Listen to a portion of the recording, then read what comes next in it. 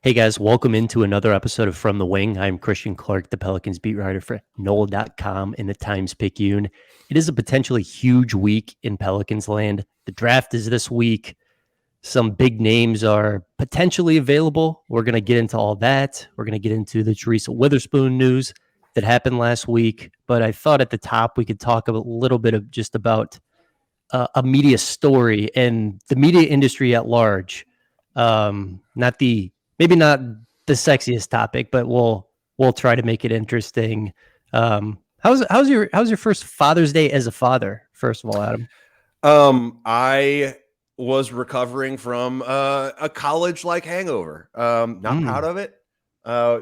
Had little too much sauce at the when you combine a birthday party with an LSU College World Series game and then you put it on the rooftop of a bar where you're sweating incessantly because clearly the heat index outside is like 120.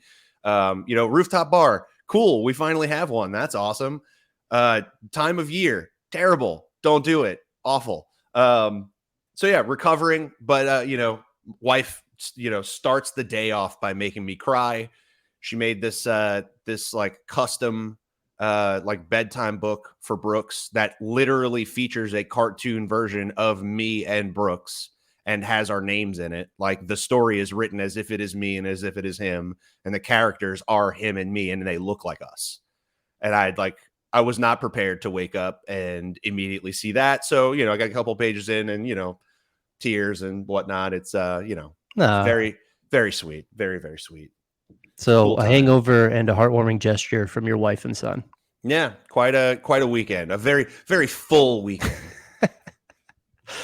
Okay.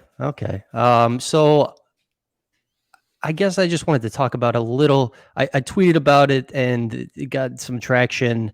WWL TV, who the Times-Picayune is actually partnered with, funnily enough, basically ran a story that said Smoothie King Center is not keeping pace with other arenas. They got an original Doug Thornton quote in there. And for those that don't know, Doug Thornton is like, he oversees negotiations for the state with the Saints and Pelicans on arenas. He's a pretty important figure in like the pro sports scene here. I read this story. It was sent to me by a couple people, and I was like, oh, a lot of this looks familiar. And, they kind of just like ripped off a lot of what I had. I got an Adam Silver quote in the story I ran like more than a month ago that basically said, hey, look, like every market needs a state-of-the-art arena. And, I took the quote as, look, they're going to have to do something about this eventually. Like this arena was built on spec. This ownership group has crushed it on their investment. Like they probably need to do something about this eventually. It was when I read it, I was a little bit mad. I was like, man, they kind of just copied my homework here. Understandably and I tweeted so. about it. Yeah. Understandably so. I can't imagine waking up to that. Like, hey, here's your work. It's somewhere else and you're not in it. Yeah. And I guess I just wanted to, I thought it was important to talk about this just because I don't know that a lot of people understand how the media ecosystem works. I've worked in this industry for, I don't know, close to a decade now, but I didn't get a finance degree. So I didn't understand basics of finance. And in my 20s, read a bunch of books about it, to give me the basics of hey, your 401k, put in what your employer matches to, try to max out your Roth IRA if you can. But I did not understand that stuff and had to teach myself. And I feel while a lot of people, including myself for a while, did not have financial literacy, a lot of people, the layperson probably does not have great media literacy. Those are two things that I don't think the average person understands that it would help if they do. So kind of what I do is I'm a reporter. I'm an information gatherer mostly now. And, I kind of give some takes. That's why we do this podcast. It took literal months to compile that information and get it together and work the NBA league office to finally make Silver available and get that quote and get the information that they're going to renew the lease at Smoothie King Center and remain there basically until 2030. And I put all of that together, and I just don't know if people realize how much goes into that and the dot connecting that you have to do and like the opposition that you face sometimes. So it was like a little frustrating to see people just like take that as their own, basically as their own expertise. Yeah. So I think the impression that people have when they don't know, like, luckily for me, one of my close friends, I talk about him with you all the time. Shout out Brett Dawson, taught me a lot about my fan stupidity while he was still writing about the team, because there'd be simple things that I'd buy into, and he'd be like, you realize you just read that online. That's not really what's happening. And I got a lot of education from him on like how this all works. Also, like, journalism is probably the path not taken for me. So I've always been more interested in the people that tell the stories than the people that are in them. So I've had an interest there. I think there's a misconception immediately that the way this information, I think the biggest thing is the way the information is retrieved. I think a lot of people just don't think about it and assume that like the lease renewal, the plans to stay there, they feel like somebody like just called you up and said, hey, here's the thing. Like you didn't have to bust your hump to get it. It's just out there on the street and somebody's just got to pick it up, and it's given to everybody. And so whoever wants to write about it can. And it's simply not that. That is not, they don't want any information out unless it is promotional. More often than not. So you Especially have to dig in this market. Yeah. This is a thorny area. They do not like when you are critical of ownership in any way. I mean, it is, yeah, it's an interesting market. They do not take criticism well. Even down to talking about the cafeteria, as we know. Like you can't even say bad words about the food. So yeah, I think it's just like, I think that's part of what we wanted to get into is just, it's different. It's not just that, an appreciation for the amount of work that had to be done to get the information, to only just cut, copy, and rerun it with a new quote. And essentially what that does, if you're not credited, if they don't reference your story, if they don't link you out, like it or not, they're purporting that story is theirs, that they did the background that got them there. And realistically, like, they had the new quote, and that's all it was. It should have been an expansion on what you did. And that's not the way it was originally put out there. But it's just, it's wild that that's coming from like one of the foundational entities that we've grown up with as a media source around here. And I definitely rubbed me the wrong way. Yeah, and I guess I would just say, like, if you think of the media ecosystem like a tree, like the people like me who actually can get the information, stuff like that, it's like the root system. Like, it feeds up the nutrients and the water and all that to the other parts of the media. Like the talking heads are talking about like the original stories that like the reporters get sometimes, and like the radio guys and the podcast hosts, like I'm, like, not me, but like a lot of times the beat reporters are the ones, the good ones are the ones like programming shows for the people who just talk about the team, right? Like our original reporting is like setting the agenda for whatever you're talking about, which it is what it is. Like, it's just a different media landscape and you have to adapt. But like, I definitely took issue in that piece of, hey, look, we're going to just present this like Adam Silver just said this to anyone. No, it took months for me to get that. And the other thing too is like they're quoting somebody who just basically just ripped off what I said and presented it as their expertise. And like, me and Jack are cool. He's a friend, but it was like, what are we doing here? Like he copied my homework and you're quoting him like the expert. So I thought that was a little ridiculous. Yeah. And I mean, it's very clear, because not only did you put out an article on this a month ago, we also had an episode about that article right after you did it. And that episode is out there with the timestamp of May 22nd. So you can hear this entire conversation that they're having now as if it's new and original, and we already had it. So, it's undeniable kind of what happened. That part's a little tough, and it scares me, honestly, for like where we are in a fan like media consumption environment. Like, this is very much like the like backwash of the first take, like say the hottest take, say the hottest thing you can come up with, and you're going to get attention. People reading headlines and not reading stories. Like that laziness, that lowest common denominator approach to this is kind of what leads to this place. And think about like all the stuff the Pelicans tried to get away with and Zion in the beginning. Like they've just, I mean, frankly, them and Zion's camp, and you can, I guess, argue about who is saying what. Like they've just lied about the severity of his injuries repeatedly. And the most famous example is Griffin Zion getting up there. The media didn't send Zion will be back for the first game of the season. He missed the entire season. It was not the first time they did that. I've reported it happened in the bubble where they didn't disclose he had a hamstring injury that played at least a part in him exiting the bubble for more than a week. I mean, just think about the stuff they tried to get away with, because like my take on it is they thought it was a very soft media environment where like, we can just do this stuff and no one will ever say anything. It's like, no. And I mean, in my opinion, like, I think they have changed their behavior in some ways. I mean, in other ways, no. Like we didn't get great clarity around the hamstring situation. But I know it's silly, like it's just sports, so it doesn't really matter, but it also does matter. And this stadium story really, really matters. Like it has to do with like the fate of the Pelicans franchise in New Orleans. Because if you just think about the history of the building, it was built on spec to attract an NBA team, built cheaply, went up in the 90s. The plan worked, came here in 2002. Like whatever happens post Gail Benson, there's a lot more incentive for the team to stay in New Orleans if there is a new arena or there is a very nice renovation and they actually have a halfway decent building. If there is not, and it's still kind of a dump, that's just one more reason for let's just move it somewhere else. So to me, this is a huge story that you have to continue to monitor, and that's why it's important.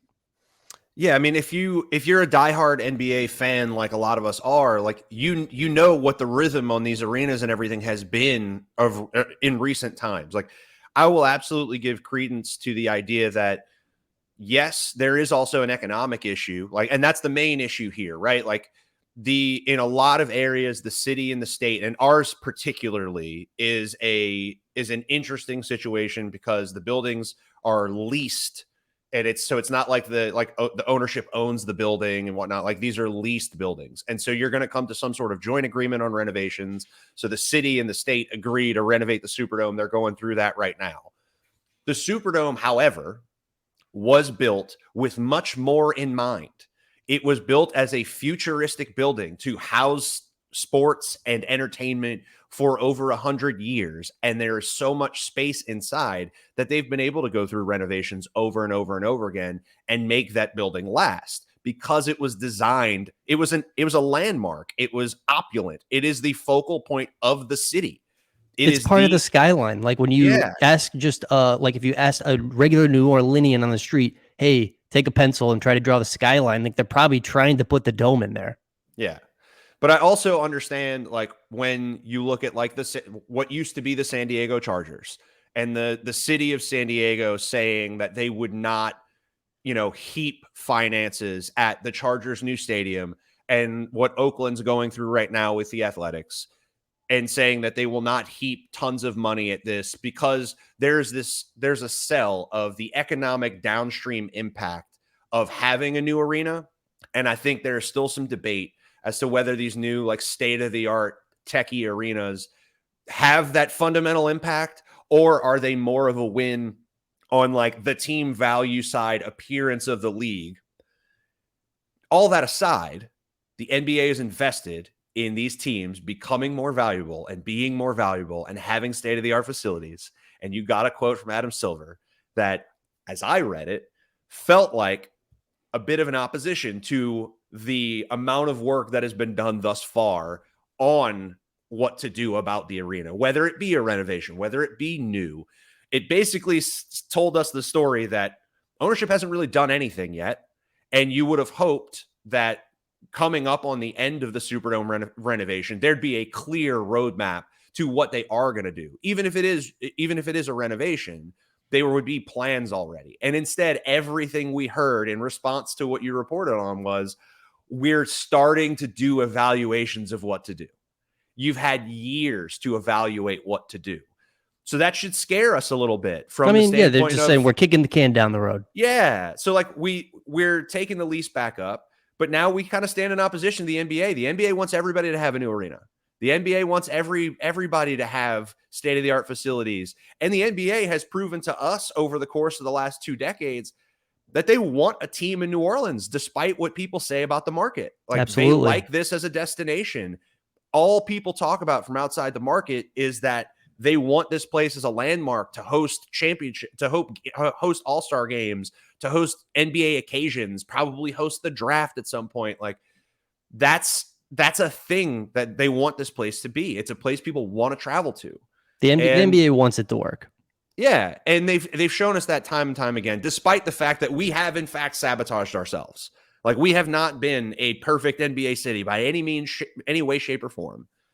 But they support us throughout. Like, you'll never hear from the NBA the chatter of, oh, it's going to go. Whenever you hear that conversation of, oh, the team's going to move to Seattle, it's always coming from like a John Hollinger or somebody that's just having those out of market conversations all the time. And they're repeating it all the time. Like, if you're thinking, oh, who's the most likely? Comes up every season. Who's the most likely to move? And all of them just look at the bottom 5 in attendance or the bottom 5 in profitability and are like, New Orleans, that, fan base, team's not winning, blah, blah, blah. And if the team won, everybody would shut up. Like, very simply, if the team wins, everybody will shut up. Anyway, that's kind of the gist. Like, we know that there is a difference between what the league wants and what ownership has been willing to do to this point on the arena. Yeah, and that is an important conversation. And we need to say, first of all, Gail Benson, I think, cares about this franchise in a way that any ownership before her does not. And she has showed that in terms of investment in basketball ops. They get to spend, and they've worked to try to make this better since 2019. And while it hasn't like completely translated to winning, it very well could soon. But also, I just think like they were just so far behind in a lot of other departments. It's like you have made, I think, organizational progress, but at the same time, there's a ways to go in a lot of other departments, specifically the arena. And I keep making this point, and I probably will continue keep making this point. The Bensons bought the Hornets for $338 million in 2012. The Charlotte Hornets just got sold. They're valued at $3 billion. I think it's fair to estimate the Pelicans are worth $2.5 billion, something like that, north of two. So you could very well make the case that the asset that the Bensons bought in 2012 has appreciated by more than $2 billion in 11 years. So when you talk about a new arena, I think it is doable to, do a very nice renovation or get a new one without a ton of public investment. Right. And that's the sticking point. Like, if you get into the business dirt of the conversation, like, that's the sticking point for the state and the city. Is if, a lot of owners across sports have tried to do these deals where they hold the city hostage. They say, we're leaving, we're taking the team with us if you don't build us an arena. And then they threaten to go somewhere else. They might even buy land. The Oakland Athletics right now have supposedly reached a deal on land in Las Vegas, and they're going to move to Las Vegas. They haven't broken ground. They're not building anything. So far, it's entirely a leverage play. But they've held cities hostage. Now, there has been no sign whatsoever from Gail or anyone that they're going to do that here. However, generally speaking, like, the richest people in the world, nice or as much effort as they want to put in, don't tend to continue to become or maintain their riches by spending their own money. In most cases, wealthy people retain wealth and build wealth by using other people's money to build stuff. And so every owner is looking across at the last guy that built an arena and saying, wow, you got 70% of this financed by the state. Cool. I'm gonna get 80. I'm gonna get 75. Unless you're Steve Ballmer and you have the most Microsoft stock of anyone on earth and you're worth 75 billion. You just say, 2 billion, whatever. Let's just do that and build a new one. If Ishbia needed an arena, God knows what he'd do. Ishbia is torching the entire league right now. Money be damned. He does not care. Oh, yeah. How great does it have to feel to be in Phoenix right now? Like, I know this is a little bit of a weird roster thing. Not to go, we'll talk about Bradley Beal at some point, but just the idea that, like, a lot of teams are concerned about these tax penalties that are coming down in the CBA. Trades made after July 1st are going to have real issues for a lot of teams. There are a lot of teams that are close to or are capped out and that owe extensions to people. they're going to have to, the things that you lose, if you are above these tax aprons, the things that you lose essentially all trade mobility. You have to match 1-for-1 contracts. You can't aggregate. You can't be over. Normally you could take 125% back on a deal. Now you can't aggregate contracts. You need to match dollar for dollar. You can't add in cash to balance it out. Like, there's so much you can't do. You lose the ability to trade like a first 7 years down the road. Now, we still haven't seen the entire CBA written out, but like a lot of owners, a lot of teams are scared of that world. Matt Ishbia said, what the hell do I need buyout guys for? What the hell do I need salary matching for? Who cares? I got Brad Beal. I got Devin Booker. I got KD. We'll figure it out. We'll draft a bunch of kids and throw them out there. It'll be fine. You know, I mean, I grew up in the Dallas-Fort Worth area, and the Mavs were what got me into the NBA. And I kind of feel like Ishbia is a little new age Mark Cuban-y. Like, he kind of reminds me of Cuban coming in, you know, like the turn of the millennium, except that Cuban was, you know, operating in a vastly different CBA environment. You know, I mean, there's not a luxury tax. I mean, there's, you know, not the second apron, and you know how punitive it could be if you push past that. So it's kind of like watching, like, to me, Mark Cuban coming in the late 90s, except, you know, there's not a hard cap, but there's kind of a hard cap. There's basically it just, for what it's worth, like, generally speaking, the Suns have 6 players on their depth chart that are under contract, and it's like $170 million already. Yeah, I mean, the question to me is, do they hang on to Ayton or do they move him for depth? I mean, my struggle is it's like anything in the market, right? Like, you're moving him for under his top value. So, like, that's a scary proposition. Like, we're going to have that same conversation about our own team, and I'm going to say the same thing about Zion Williamson. Assets don't tend to be traded when their value is low if they don't absolutely have to be moved. So I would be very curious if they do that, or if they'd at least start off with, you know, some of the guys they have, some guys on veteran minimums, draft some rookies, draft some older rookies potentially, with like a pick they buy or something like that. Because as of right now, I think they just gave up their entire draft future for the next like 4 or 5 years. Yeah. Okay. Well, let's get into Zion Williamson and Brandon Ingram, because this is a massive week. I mean, it's possible by the end of this week, one of those guys is no longer on the roster. You know, I think just what I would put it as right now, and I think, you know, Shamadua like wrote this in an article, and this has been, you know, my kind of read on the situation. I think the most likely scenario is that Zion and Brandon are both still on the Pelicans at the end of this week. I think the second most likely scenario is that Zion is on this roster, but Brandon isn't. And I think the third most likely scenario is that Zion is not on this roster and Brandon is. But, you know, it seems like the most likely trade partner is going to be the Charlotte Hornets if something gets done. We know the Pelicans love Scoot Henderson. The Hornets are going to do workouts with Scoot and Brandon Miller today, which is Monday, in front of Michael Jordan. Like, imagine just going into a workout and basically working out for MJ, and maybe how that goes decides whether you go to that team or not. But it is going to be a fascinating week for the Pelicans. Of those 3 paths that I outlined, do you have one that you would like to see, I guess? I mean, I've kind of been steady in what my opinion on this entire thing was going to be. Like, even hearing the reporting, hearing the rumors, I have never believed that it is feasible to trade either one of them.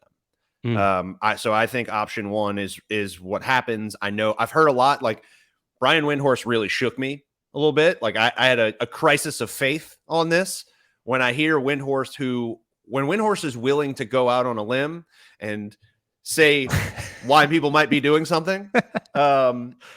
He tends to be right. He doesn't go into predictions a lot. He is famous about not wanting to say things that aren't going to happen. But when he has doubts about Zion Williamson being on the Pelicans, my ears perk up, because I'm like, he's been saying this now for a few days. Like, I'm on alert, because he doesn't tend to be wrong all that often. But I still think, like, if I just think about what the market is, and I think about when players get traded, and I think about the predicament that Griff is in.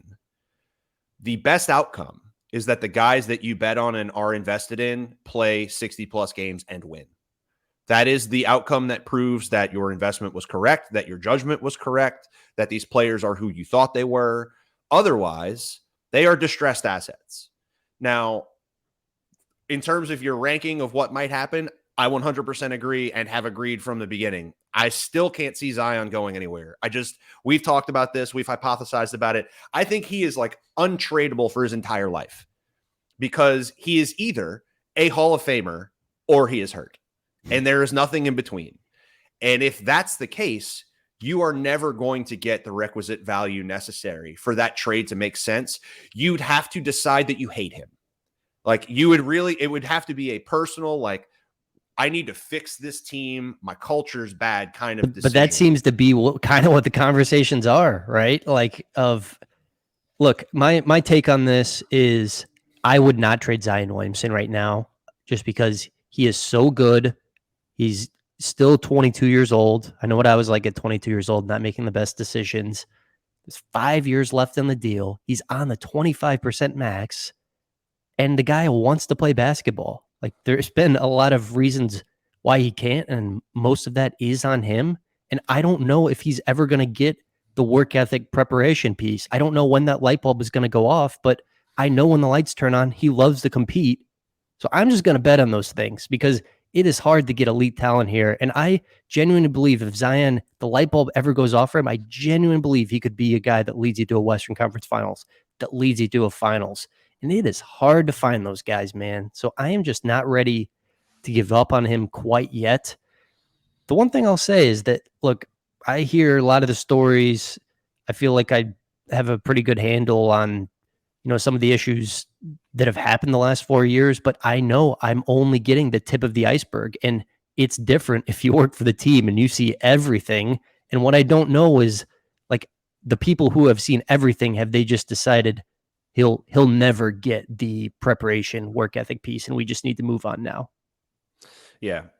So anyway, I think that's the whole conversation here is it's not really a basketball conversation. I think if he's on the court, we don't have questions there. And from the standpoint of, like, if you look at it from roster composition and how do you build a winning team and everything, like, I hear a lot of people say, like, oh, it can't be Brandon because you need Brandon to play with Scoot because Zion and Scoot are the same guy. They're not. It's been very interesting to hear people talk about Scoot Henderson now that he's become a conversation piece here, because you can tell if you've listened to any intelligent scouting, if you've watched any of him playing, especially if you watched the game against Victor when they had the showcase game against Mets. This kid in 8 out of the last 10 drafts is going number 1. He is a freakish athlete who already plays like he's 25. And he has, like, when De'Aaron Fox comes in and has this light speed, the question we have is, can he operate at light speed and alter that speed? And he started to do that now. Scoot Henderson already plays at light speed and can stop on a dime and hit a 15-footer. That's to me the skill that pops the most to me is his ability to change direction quickly. Like, the way he changes direction is unbelievable to me. So to me, like, he is an on-ball point guard. You are giving him the ball. He is going to have the ball in his hands, and he can distribute. He can find guys. He can really play in the pick and roll. Like, he is a very, very good player who I think, like, it's just very easy to not find this trade popular because you want to stay invested in the guys you already have. You've already invested your time and your fanhood in the guys that are already here. You don't want to hear the bad stuff. And so, like, well, Scoot's actually going to suck. I feel like Scoot is prime Derrick Rose, honestly. I feel like he's going to be that good.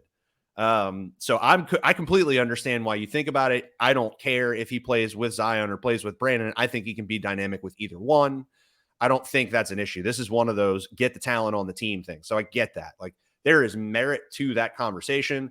There's also merit to it being Brandon from the CBA conversation that we just had. The only person who actually, like, helps you reset, like, future money. Brandon's headed toward an extension, a max extension in the new CBA era. That's going to be even harder on your cap.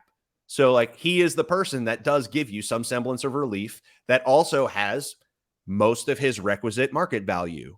So he makes sense as an asset as well, just being objective.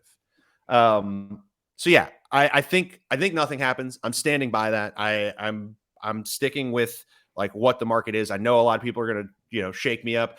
I would like to hear like I feel like this time last year we were well into talking about draft prospects and who we thought they might pick. This year feels very different. We're Way coming different. up. We're coming up very close on draft day, and we have not talked about very many prospects at all, which does lead me to believe that pick's being traded one way or the other, and like that that 14 is not very important to them, and that it's just there's going to be some guys they like, and they'll move to get the guys they like, and it doesn't matter what the number of the pick is.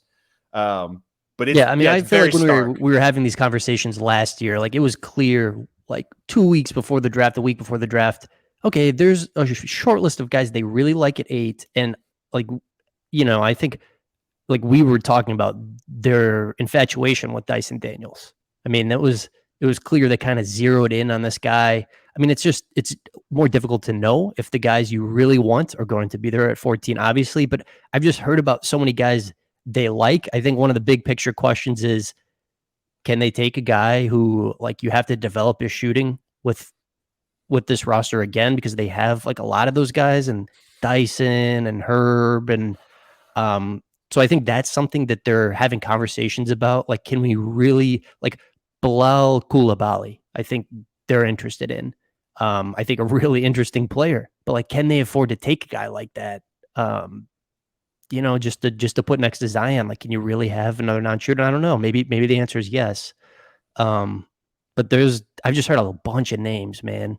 Like Koulibaly. I mean, Grady Dick, to me, that seems like a no-brainer if he's there at 14, all jokes aside, and I would make plenty of jokes if they made that pick. Hashtag Dick Hive. They like Jordan Hawkins, but like I've heard of like 10 guys they like. Yeah. So I don't know which direction this is going to go. Yeah. So like that's like there's your barometer. So last year to this year, the conversation we're having on like this very episode, the week of the draft, is do they need to get above Portland to pick Dyson? That was the whole conversation we were having, was like trying to figure out what Portland was going to do. Shaden Sharp was still a mystery box. Nobody knew if he was going to go 6 or if he was going to go 12. And that was kind of deciding what was going to happen at 8. That was our whole conversation last year. This year, I think we know kind of who the top like 7 are. I think it's pretty clear. The top 3 feel pretty cemented.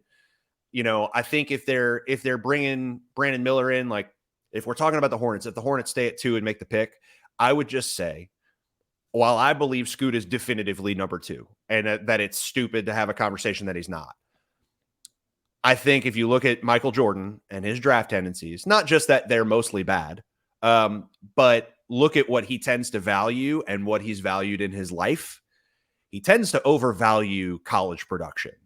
College production tends to mean a lot to him. And so if there's a differentiator there, like Scoot was a prospect being like held, farmed, and caressed around injuries and stuff on the Ignite, whereas Brandon Miller was absolutely blowtorching people in the SEC tournament.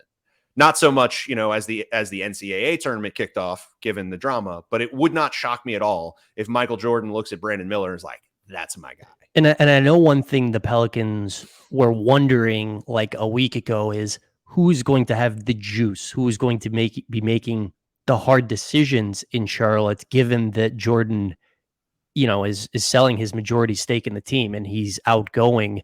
Woj and Gavoni put out an article and it said Jordan remains the team's governor and final decision maker until the new group is vetted and approved by the league's board of governors, which isn't expected for several weeks.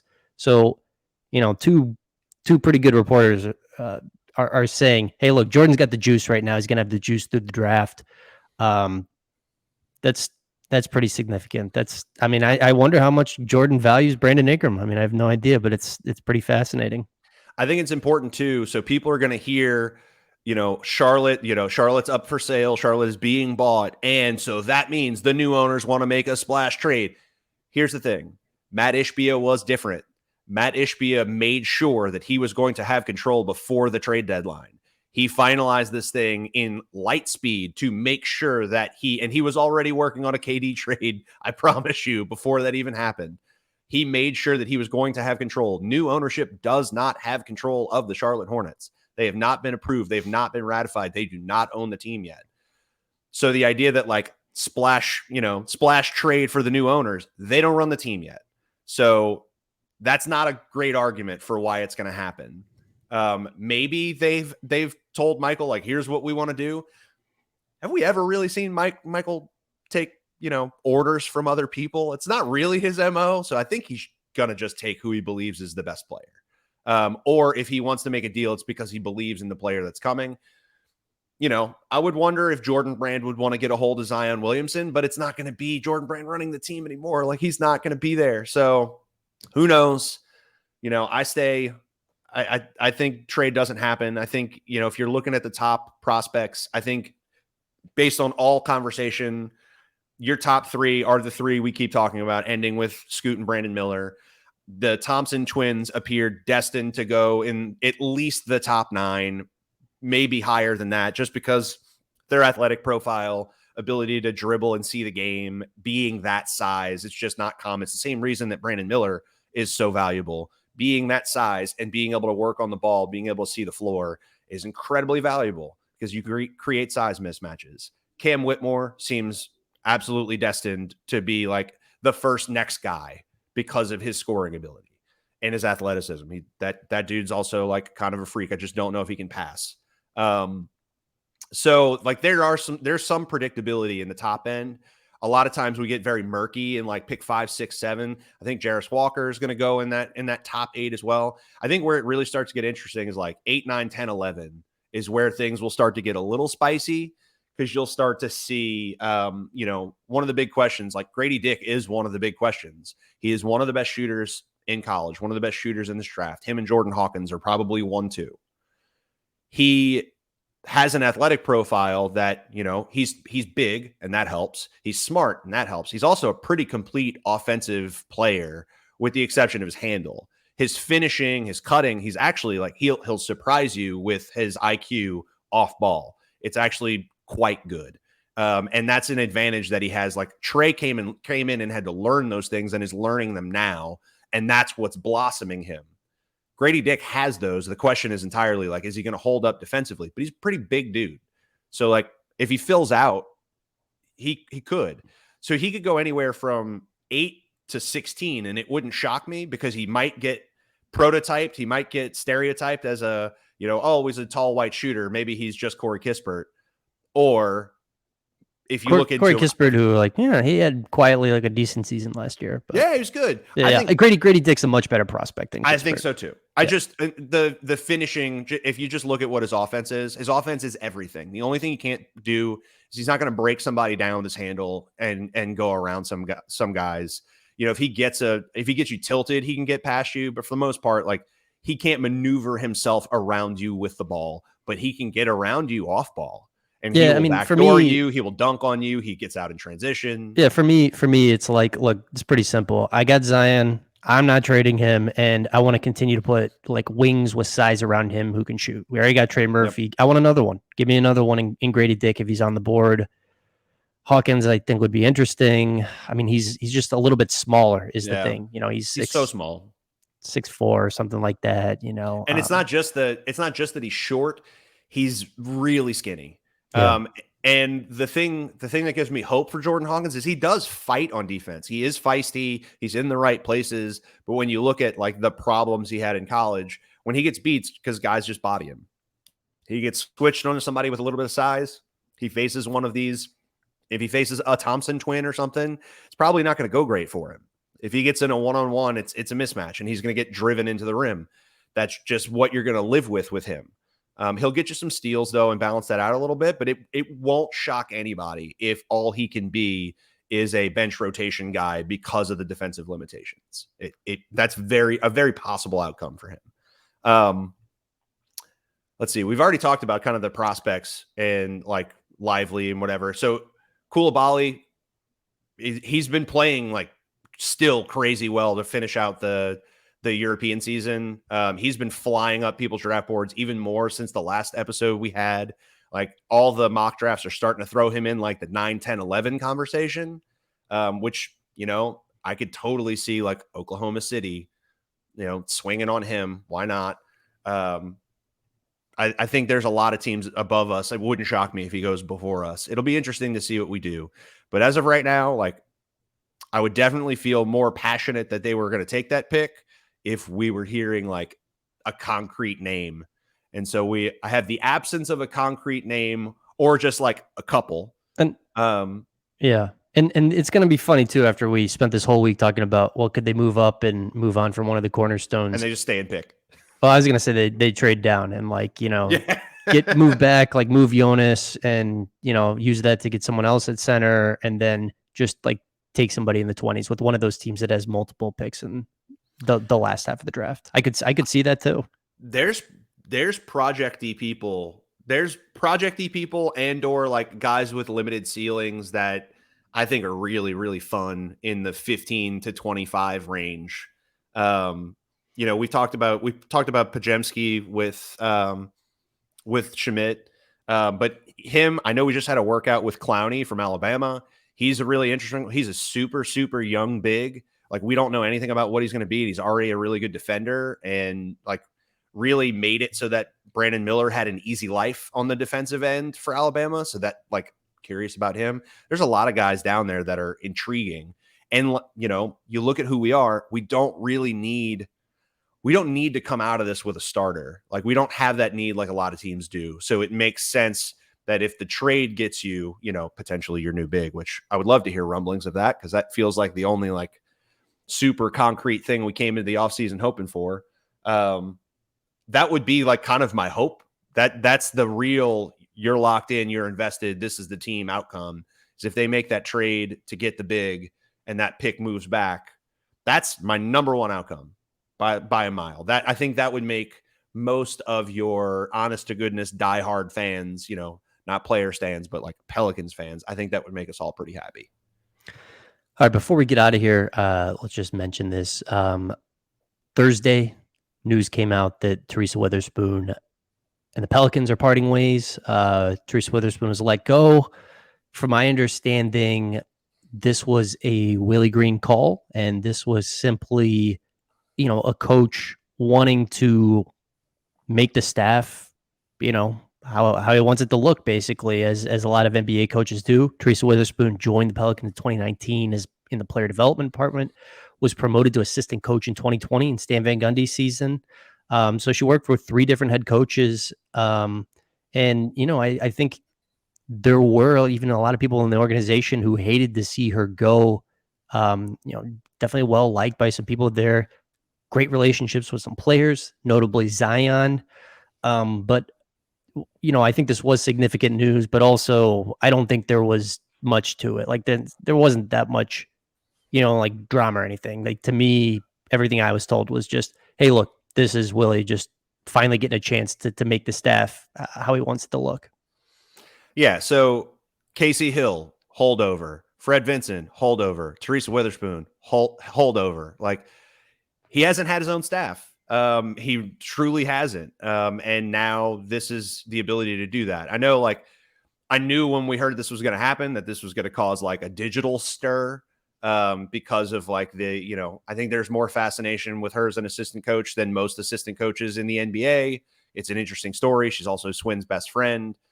She is one of the people we've heard bandied about as like who may be the first person to break into being the first female NBA head coach. Like we've heard those things uttered. I think there was a poll maybe a year or two ago, and it was like her, Kara Lawson, and Becky, which it's all very interesting. However, like I'm sure she wants more responsibilities. I'm sure she wants to be promoted and continue her career. And I'm sure Willie also wants his own staff and wants to have the people that he has been betting on were going to be the people that could help get him there. And, we have James Borrego added to the staff now. And like, this is just a move to do that. It's probably just going to work out as well for her as it is for him. She'll get other employment and continue her career and be prosperous. And he'll get somebody in that, he's going to handpick. It's like you said, like it doesn't have to be like a big spicy story. Like if it were anybody else, if it were just an assistant coach on another team, like I don't think anybody would really care. But because it's Teresa Weatherspoon, like it's Swin's friend, we've seen all the images of her and Kyra and Trey and Zion hugging and everything. I think the only like mildly spicy, mild Taco Bell sauce thing here is she does seem like a bit of a safety net for Zion. Seems like she has been. And just looking at how everything's transpired, part of me looks at this and goes, brother, it's on you. There's nowhere to run anymore. Like it is time to be a grown up and play some ball and do what you need to do. There is nobody to help, counsel you through the tough times. Like it's time to be an adult. You're on a big boy contract. You're in a big boy league. And it's, that's just it. So I don't know. Some part of me kind of likes it there too. Like I'm probably reading too much into it. This is probably like me being a fan, but I kind of look at it as like a little bit like ripping a Band-Aid off and saying like, look, dude, you got to figure this out. We're not going to continue to cater to you. We're not going to have people here just because you're, you like them and you get along with them. That's not going to be the way we do business. I don't know. I'm probably reading too much into it, but it feels like that's a general message that I've gotten throughout this offseason. It's like, it's going to be your year to decide how your career is going to go. Yeah. I mean, I just think there's so many words spewed about Zion. I think in all of this in the last year, Raja Bell, who's like, famously an NBA tough guy who played for the Phoenix Suns, does media now. He's had the best take on it. Like no one can want it for Zion. Zion has to want it for himself. His stepfather can't want it for him. His mother can't want it for him. Teresa Weatherspoon can't want it for him. Griff can't want it for him. He has to want it for himself. And that's how things get better.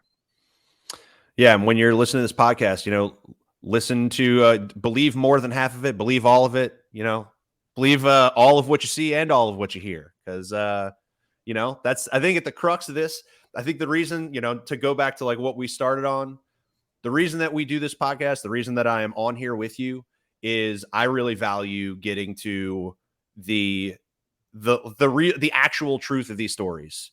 What is actually going on with the team? What are we actually doing? I don't really like to play around in like rumor land. And the reason I liked your reporting so much before, like you and I did not like hang out a bunch and everything before this podcast started, but I had a deep appreciation for your writing already because of how you approach this whole thing.